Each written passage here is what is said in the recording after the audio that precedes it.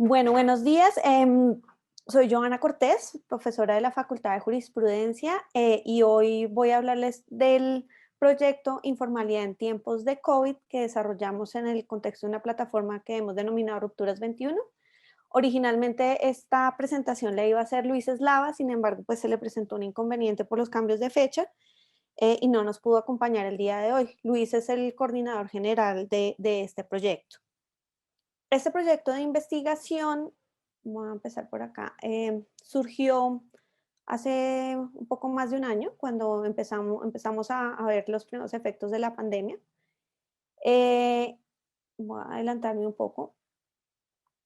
En el contexto del colectivo internacional de derecho internacional, del colectivo de derecho internacional económico al cual pertenezco, y al cual pertenece también Luis, varios investigadores empezamos a tener conversaciones acerca bueno, los efectos que estaba teniendo la pandemia, su relación con algunos aspectos sociales en particular. Vemos que esta diapositiva nos habla un poco, a pesar de que el virus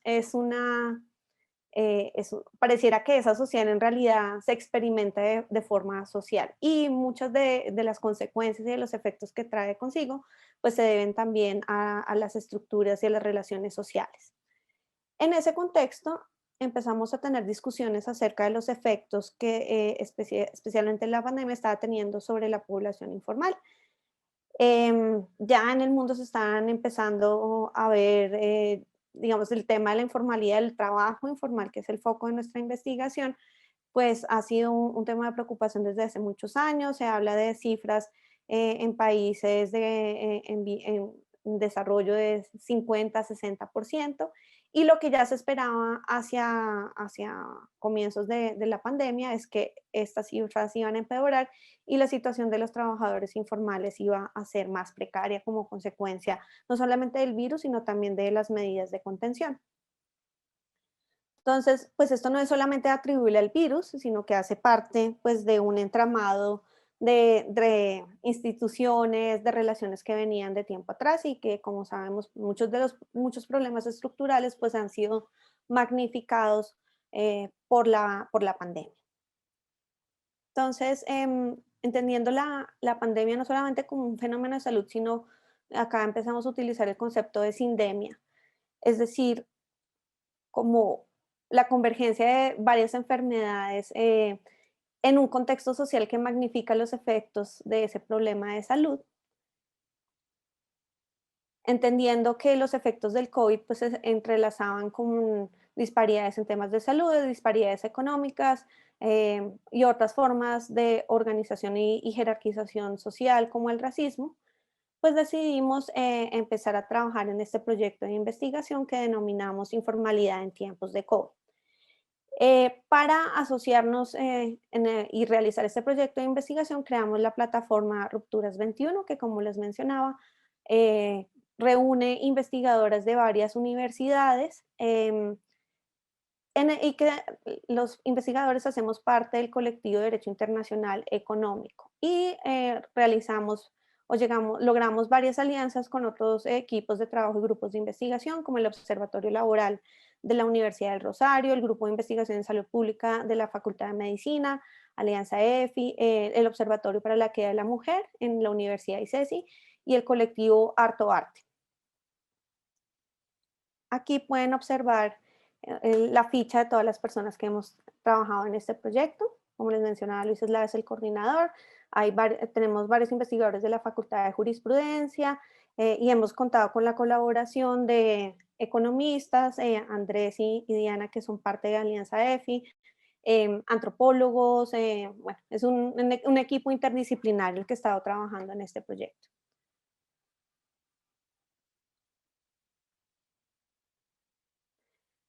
¿Qué hemos hasta este momento logrado? 3 reportes. En estos 3 reportes, a partir de un análisis cuantitativo basado en información del DANE y otras informaciones oficiales, y acá nos prestaron especial colaboración Andrés y Diana, elaboramos una base de datos sobre informalidad en Colombia. Tratamos de caracterizar la informalidad laboral utilizando unas definiciones de informalidad, digamos, distintas a las que usualmente utilizan las estadísticas oficiales. Nos basamos principalmente en el tema de acceso a seguridad social en salud y en pensiones. Y a partir de ahí hicimos pues una carácter, no solamente extrajimos estadísticas de informalidad en el país, sino que también tratamos de caracterizarla.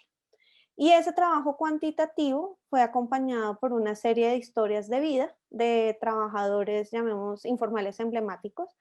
Hicimos el seguimiento de la historia de un rapitendero migrante venezolano, de una familia que se dedica precisamente al reciclaje o a la recuperación, como acaban de mencionar en la anterior presentación. em, Trabajadores informales, por ejemplo, en el sector de transportes. Bueno, recogimos varias historias de vida un poco para entender también cómo los trabajadores informales están experimentando las consecuencias de la pandemia.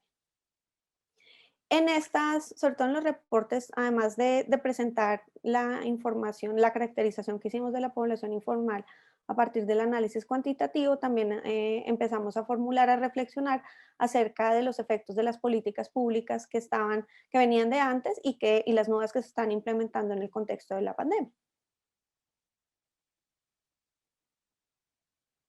Este trabajo cuantitativo y cualitativo lo complementamos con una serie de intervenciones artísticas, digamos, muy orientadas con una filosofía de investigación, participación. Esto todo ha sido de la mano del colectivo Arto Arte. Entonces, con ellos elaboramos un cortometraje que está disponible en internet, algunos videoclips contando las historias de vida de los participantes, y hemos hecho otra serie de intervenciones un poco como para dar a conocer los resultados de la investigación y también generar reflexiones acerca de la informalidad en el país.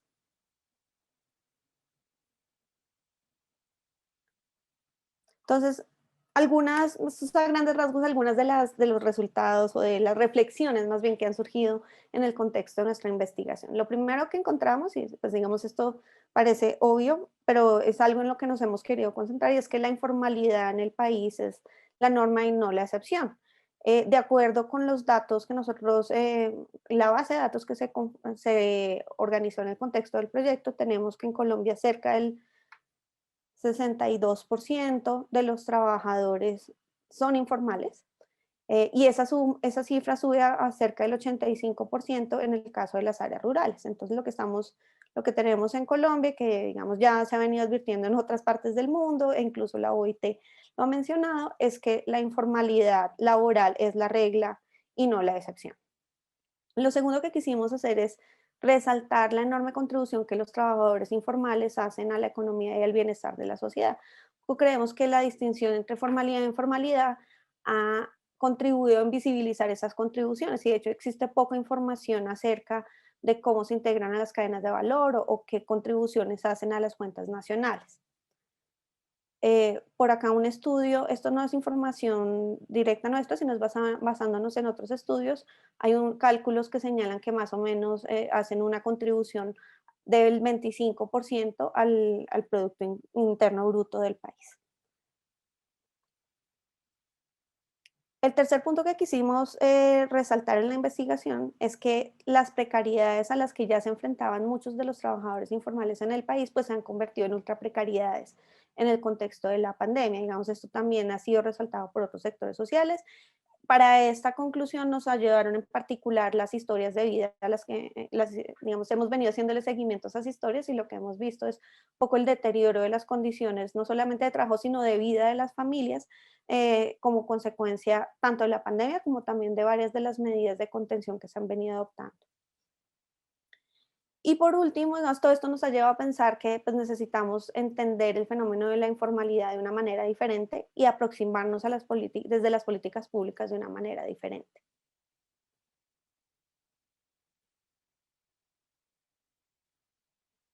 Entonces, por ejemplo, en el tema de las ultraprecariedades, lo que hemos visto es que gran parte de los trabajadores informales, pues, perdón, sí, gran parte de los trabajadores informales, viven con menos de $10 al día, que digamos es la línea Internacional de Pobreza, y tenemos un 16.22% que viven con menos de $1,90 al día, es decir, extrema pobreza. Entonces, lo que estamos viendo es una, la mayor masa de trabajadores del país viviendo en condiciones muy precarias y esas condiciones deterioradas durante la pandemia.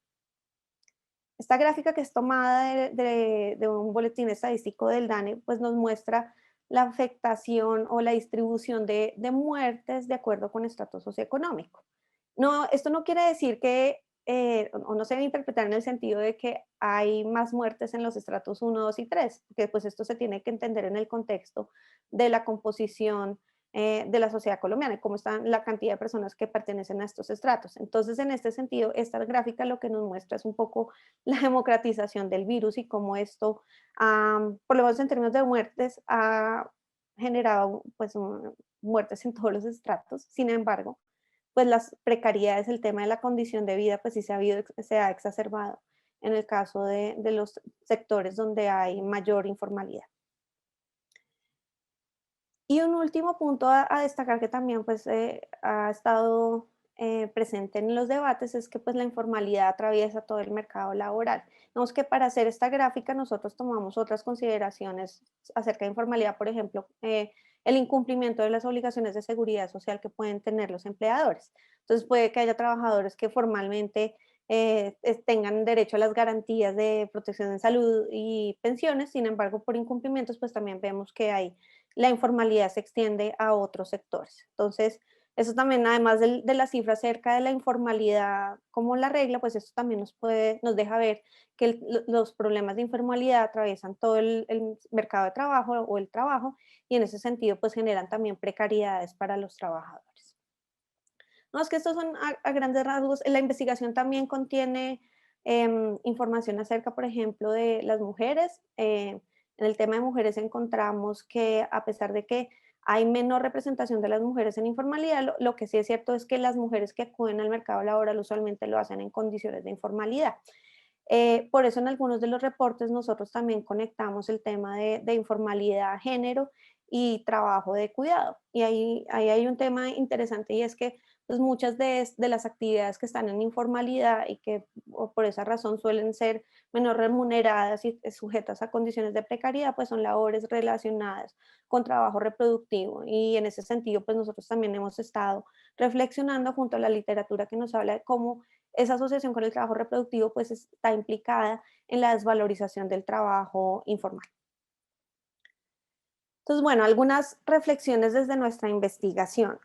Em, yo creo que uno de los temas importantes que ha surgido, y acá debo decir que hicimos una primera recolección de información cuantitativa y cualitativa, pero la investigación no ha terminado. De hecho, todo este trabajo inicial para nosotros ha sido como la apertura de una agenda de investigación y de una serie de reflexiones en el cruce entre lo económico, lo jurídico y lo social. Una de las reflexiones a las que nos ha llevado la investigación es que es necesario cuestionarnos la utilidad de la distinción entre formalidad e informalidad. Sobre eso existe gran literatura. Nosotros consideramos que es importante retomarla en el contexto colombiano, porque lo que hemos visto es que esa distinción, vamos, uno de los argumentos comunes es que conduce a la estigmatización de los trabajadores informales.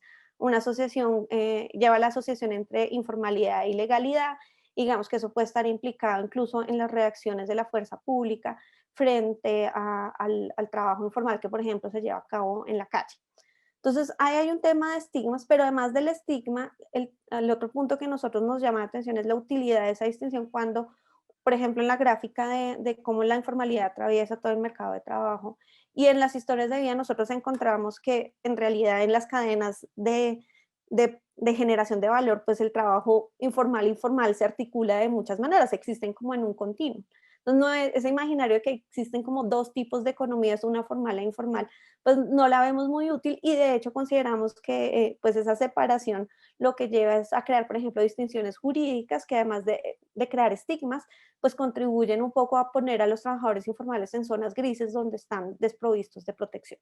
No solamente desprotección laboral, sino, por ejemplo, también de desprotección frente en las relaciones con la autoridad pública y, bueno, y con otro tipo de autoridades estatales. Digamos, nosotros todavía no tenemos una conclusión exacta en ese respecto, pero sí creemos de la información que hemos venido recaudando que es necesario empezar a aproximar, cuestionar y problematizar esa distinción y desde esa problematización empezar a aproximarnos a las políticas públicas de una manera diferente. Entonces, claro, es importante continuar con las políticas dirigidas a la ampliación de la seguridad social en salud y en pensiones, a los trabajadores informales, en esquemas mixtos. Es importante seguir cuestionándose también o seguir avanzando propuestas como la renta básica universal, pero creemos que más allá de continuar esas políticas, también es importante seguir pensando o reflexionar acerca de la utilidad de esa distinción a la hora de formular políticas públicas. Y teniendo en cuenta pues esto cómo atraviesa todo el mercado de trabajo. El segundo punto la segunda reflexión a la que nos ha llevado este tema es el problema de lo que entendemos por formalización. Hemos estado haciendo el seguimiento, por ejemplo, la historia de vida de una familia de recicladora y nos hemos encontrado con todo el drama de implementar, por ejemplo, las decisiones de la Corte Constitucional acerca de formalización y toda la normativa que ha estado dirigida a ayudarlos a formalizar. Entonces, todas estas exigencias, lo que nos hemos encontrado es que este intento, de pronto muy loable, si uno entiende que la formalidad es el espacio para acceder a muchas garantías de protección en seguridad social y en trabajo, pues digamos, en ese sentido son loables esas políticas. Lo que vemos es que de todas maneras estas formas, como desde lo legal y desde la política pública se entiende la formalización, pues generan muchos inconvenientes para las personas que están involucradas en estos trabajos. Entonces, por eso ahí, tomando en cuenta o tomando como ejemplo el caso de los recicladores, pues consideramos que es necesario también preguntarnos desde Colombia qué tipo de formalización es la que debemos perseguir. Y digamos, para nosotros que muchos somos abogados también, cómo el derecho está implicado en crear unas formas de formalización que en últimas terminan siendo a veces actuando en detrimento de los intereses de las personas que se pretende formalizar. Por último, pues quisiera resaltar, estamos trabajando algunos de los investigadores del proyecto en una reflexión más amplia sobre cómo el derecho internacional económico está implicado en promover ciertos tipos de formalización y también en invisibilizar, digamos, las contribuciones, a veces también incluso lo que vemos es como una dicotomía entre un derecho internacional económico que habla de la importancia de formalizar, pero que a la vez promueve la informalidad en la medida que la informalidad se vuelve como un espacio donde es posible pues obtener en últimas mayor explotación laboral o por lo menos tener una masa de trabajadores que reciben una remuneración inferior a la que en condiciones formales podría realizar. Entonces vemos como esa dualidad en el derecho internacional y cómo ese derecho internacional está impactando las políticas de Colombia y también está reproduciendo esa dualidad o como uno podría decir incluso una doble moral. Entonces estamos haciendo ese mapeo y reflexionando también sobre pues un poco cómo el derecho está implicado y qué otro tipo de derecho se podría pensar para abordar los temas de formalización o incluso desmontar este binario entre formalidad e informalidad en estos aspectos que yo acabo de mencionar que consideramos problemáticos. Esa reflexión en particular la estamos insertando en unas reflexiones acerca de capitalismo racial y lo que vemos es que de pronto la informalidad, sobre todo el estigma de la informalidad, puede ser también una forma de ordenación que contribuya precisamente a extraer mayor valor de ciertas poblaciones, no necesariamente por razones étnicas ni por razones raciales, pero sí operando bajo lógicas similares a las de racialización de ciertas poblaciones. Entonces estamos trabajando un poco en ese sentido y mapeando desde el derecho internacional económico en la intersección con el derecho nacional, pues cómo opera esa ordenación y cómo opera esa, en últimas, esa zona gris que permite extraer mayor valor. En ese punto de la investigación nos hallamos en este momento. Como les mencionaba, pues esto es lo que son unas reflexiones iniciales. Para nosotros esto es la apertura de una agenda de investigación y seguramente pues de aquí van a surgir muchas más reflexiones, no solamente con un enfoque legal, sino pues la idea es seguir trabajando de forma interdisciplinaria. Pues muchas gracias por su atención y pues quedo atenta a preguntas y comentarios. Muchas gracias. Muchas gracias, Joana. Sí, los invitamos a que los que están acá participando envíen sus preguntas a través del chat. Mientras recibimos estas preguntas, le doy la palabra a Paul para que dé su comentario. Muchas gracias, Catalina, y muchas gracias, Joana, por, digamos, por compartir con nosotros este proyecto interesante y complicado, digamos, articular, digamos, visiones de un concepto tan difuso como este de la informalidad, además desde diferentes áreas del conocimiento, pues es complicado. Sobre ahí, digamos, sobre eso, pues sería mi primer comentario. Tú mencionabas sobre esta utilidad de la distinción entre formales e informales, pero en general como que el problema grande más que la distinción práctica es la definición de qué es, porque digamos, es un concepto muy, muy raro, digamos. En otros países la distinción normalmente es entre los trabajadores cuenta propia y el resto de trabajadores.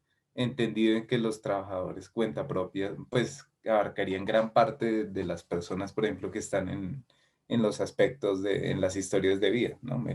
Este reciclador independiente, el vendedor de minutos, etcétera. Son personas pues que no tienen una vinculación laboral con alguien más, pero pues tampoco tienen muchas de las garantías de protección social general. Lo que genera en nosotros esta distinción de formal e informal es, pues como mencionaba, es una cuestión puramente legal. Es igual que los estratos, ¿no? Inventaron por una cuestión de necesidad de asignación de recursos, en este caso de asignar el régimen contributivo y subsidiado y garantías de pensiones y ya está. Pero en la práctica de pronto lo que nos interesa es otro concepto y no la formalidad y la informalidad sin importar las mediciones un poco estadísticas. Entonces, no sé ahí primero sobre esa línea, cómo lo han ido pensando sobre ese estilo de qué concepto es el que deberíamos estar analizando en forma general, si es una cuestión de cómo, de mínimos de ingresos, si es una cuestión de las relaciones laborales existentes, etcétera.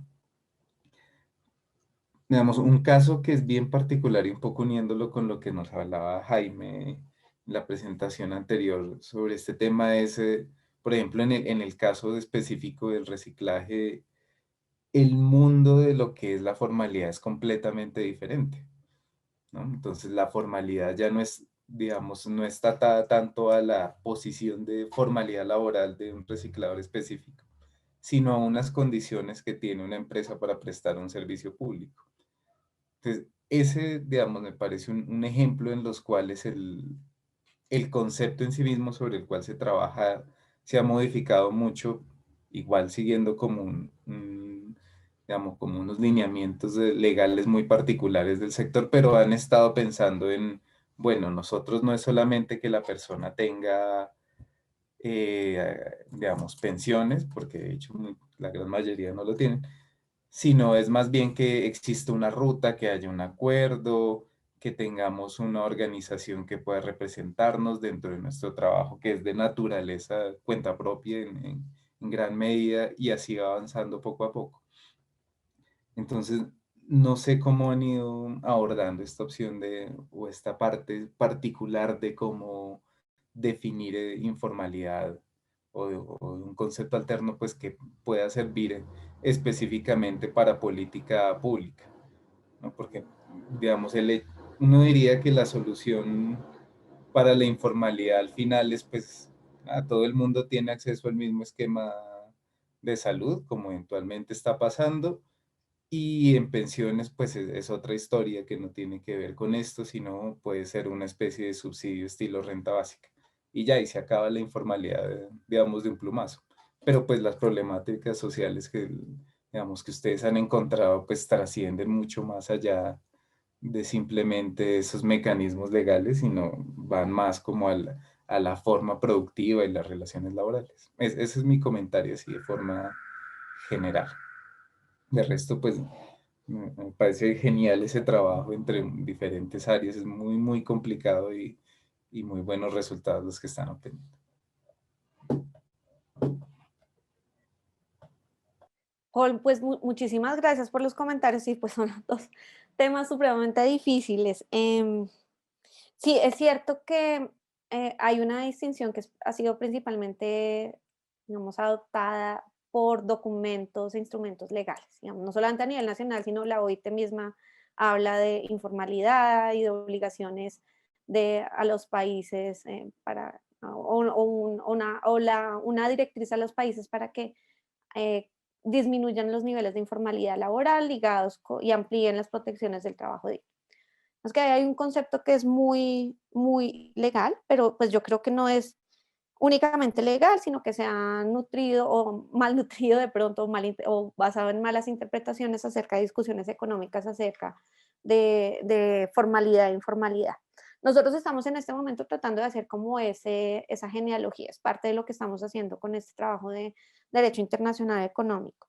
Em, entonces, sí, por eso creemos que la aproximación legal puede aportar a este debate, porque creemos que hay unas nociones que son principalmente jurídicas, que tienen que ver, hablamos en el tema laboral, que tienen que ver cómo concebimos el acceso a las garantías de trabajo decente y cómo se han organizado tradicionalmente las relaciones de trabajo.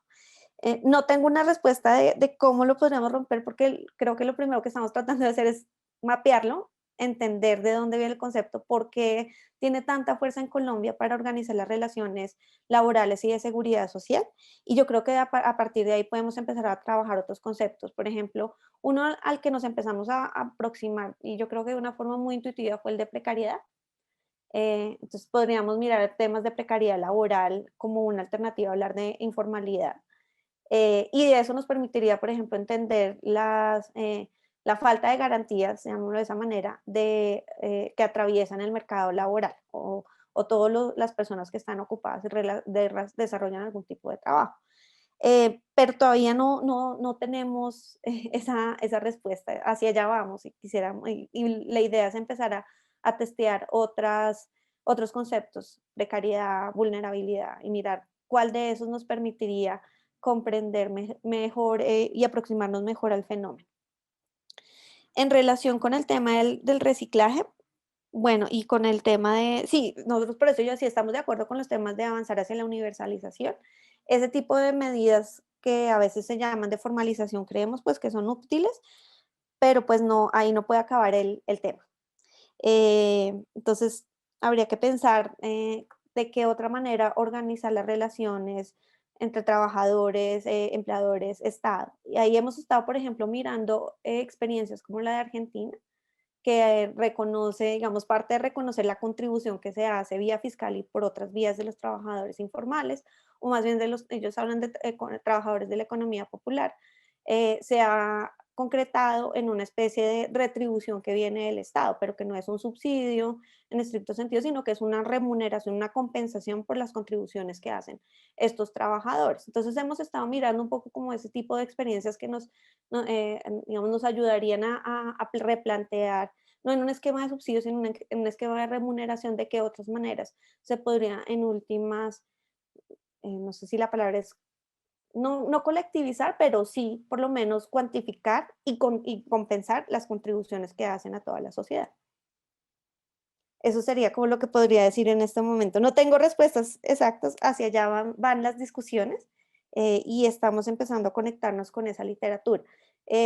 Otra literatura que nos ha llamado mucho la atención, que nos sirve también para entender este tema, es el de la distinción entre trabajo productivo y reproductivo. Y eso porque nos ayuda un poco a entender cómo es la asignación de valor a este tipo de trabajos. Yo creo que por ahí también podríamos conectar con el tema de vulnerabilidad o precariedad, podemos también empezar a entender otras dimensiones y para empezar a reflexionar acerca de qué otras categorías nos podrían servir. No, lamento no tener respuestas más concretas. Muchas gracias, Joana. Muchas gracias, Paul. Voy a leer las dos preguntas que hay en el chat. La primera es de Iván Hernández, que pregunta, la mirada dicotómica entre formalidad e informalidad están pensando a ser sustituida por una mirada complementaria entre ambas dimensiones. ¿Conoces esta última? Bueno, no, yo no me he encontrado todavía con esa literatura sobre la complementariedad, porque yo creo que, y bueno, no sé, yo lo vería en principio problemático, porque, digamos, pensar en complementariedad significa seguir pensando en términos duales. Y yo creo que ahí puede estar parte del problema, es entender cómo, digamos, hay dualidad en el sentido que hay unos trabajadores que no tienen las mismas garantías que otros, eso sí es cierto, pero no creo que eso sea necesariamente, o no, o más bien, deriva de esta dualidad entre formalidad e informalidad, por eso yo creo que pensarlo en forma complementaria de pronto no nos ayudaría a resolver el problema, pero es una intuición porque no conozco la literatura. Dale, muchas gracias, Joana. Y la segunda pregunta, primero te felicitan por la presentación y luego preguntan cómo llevar estas reflexiones hacia los tomadores de decisiones e impactar la política pública sobre el bienestar social. Bueno, nosotros parte de lo que hemos empezado a hacer, muchas gracias Ana María por tu mensaje, es, pues hemos estado haciendo trabajos digamos, de sensibilización, no solamente con comunidad o con trabajadores informales, sino que también hemos tratado pues, de hacer llegar el mensaje a personas que participan en la elaboración de políticas públicas. Ahora, eso creo que no es suficiente y yo creo que pues sí tendremos que esperar un poco más a cómo avanza este proyecto porque pues nuestra idea es que esto se traduzca más allá de las reflexiones sobre trabajo reproductivo o capitalismo racial, estas categorías con las que nos estamos empezando a meter, la idea es empezar a generar debates con, digamos, recomendaciones específicas acerca de qué otro tipo de políticas y qué otro tipo de normativa podríamos implementar para tratar de en últimas, superar esta dicotomía entre formalidad e informalidad por las dificultades que hemos empezado a notar.